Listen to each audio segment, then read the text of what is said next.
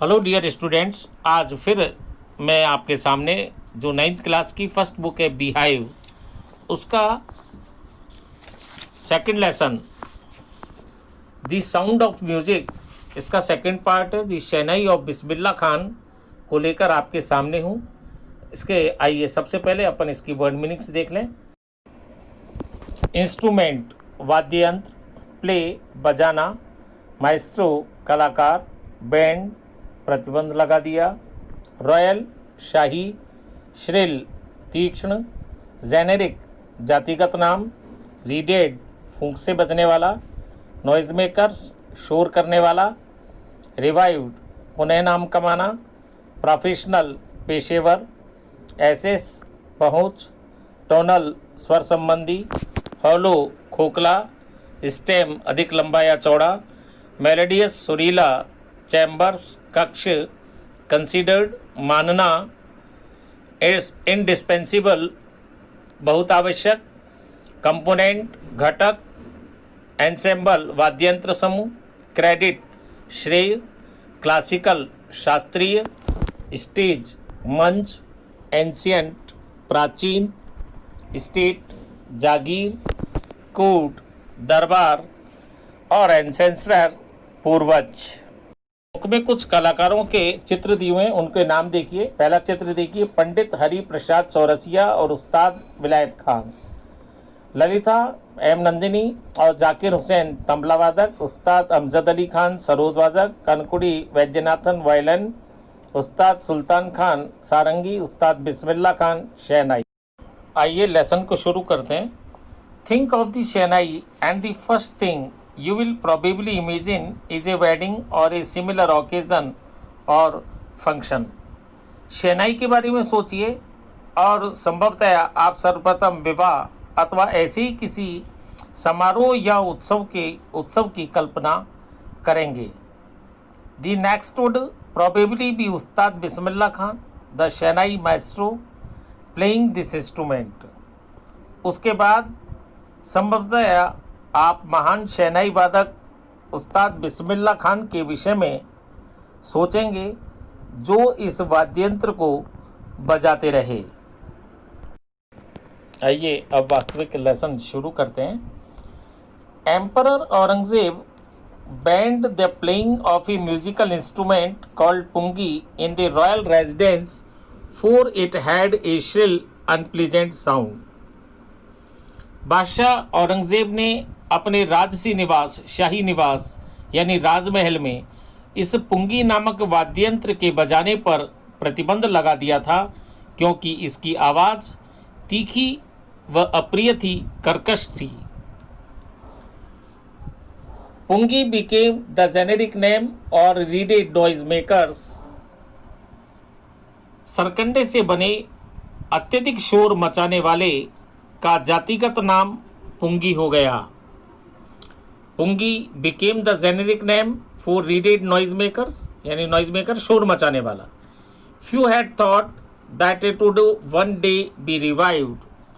किसी ने भी सोचा भी नहीं था कि एक दिन यह लोकप्रिय हो जाएगी। A barber of a family of professional musicians who had access to the royal palace decided to improve the tonal quality of the पुंगी।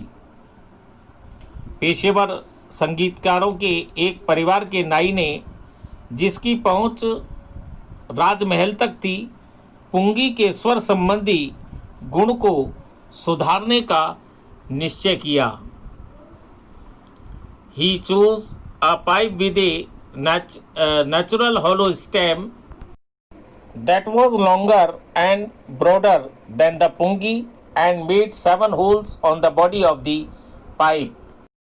उसने प्राकृतिक खोखले तने वाले एक सरकंडे को चुना जो पुंगी से ज़्यादा लंबा व चौड़ा था और उसके सरकंडे पर 7 छेद बना दिए।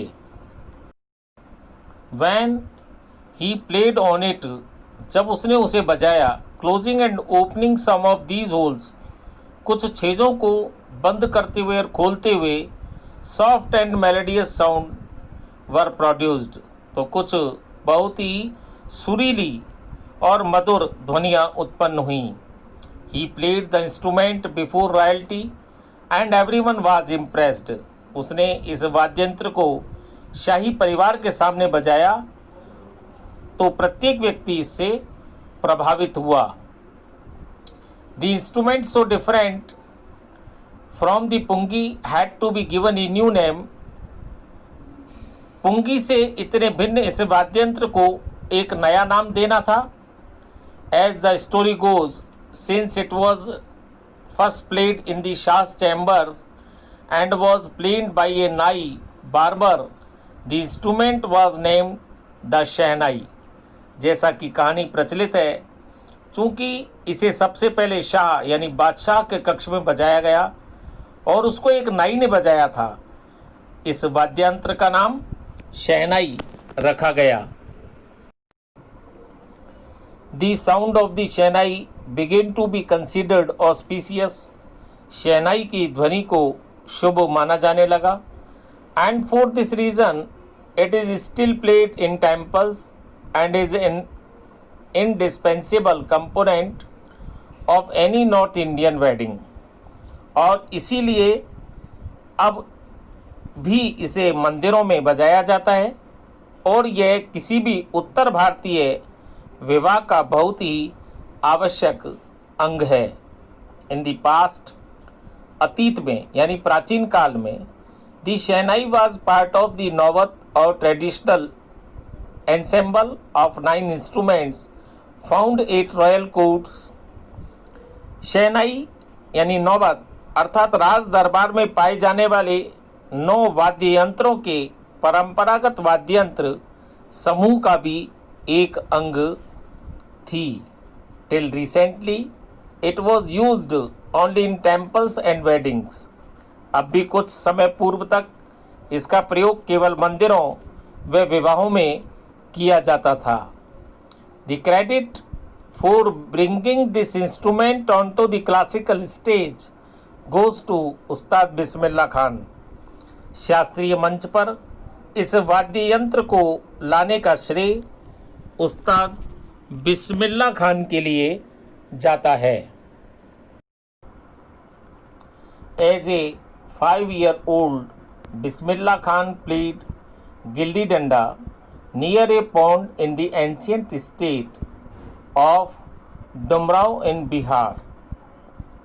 5 वर्ष के बालक के रूप में बिस्मिल्लाह खान बिहार में डुमराव की एक प्राचीन जागीर में एक तालाब के पास गिल्ली डंडा खेला करते थे।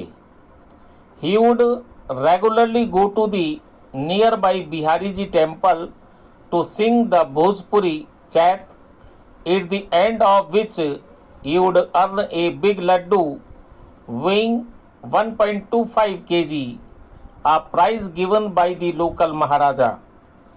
वे नियमित रूप से निकट के बिहारी जी के मंदिर में भोजपुरी यानी चैट, जो भोजपुर क्षेत्र में ईश्वरीय प्रार्थना के रूप में जिस गीत को गाया जाता है, जिस प्रार्थना को गाया जाता है, गाने के लिए जाया करते थे और इसकी समाप्ति पर उनको 1.25 किलो यानी 1 किलो 250 ग्राम वजन का एक बड़ा लड्डू प्राप्त होता था, जो स्थानीय महाराज के द्वारा दिया गया इनाम होता था।